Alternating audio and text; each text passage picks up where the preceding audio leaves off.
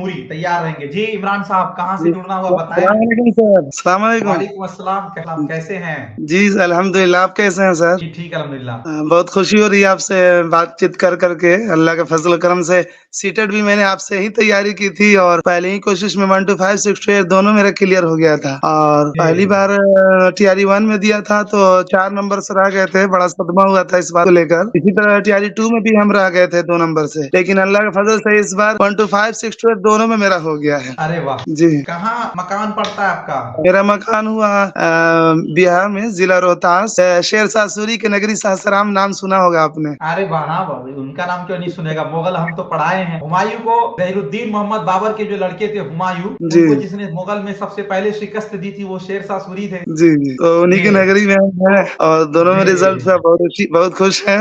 मेरे वालिदैन भी खुश है और आपसे बात करके और खुशी हो रही है कि सर से बात हो रही है।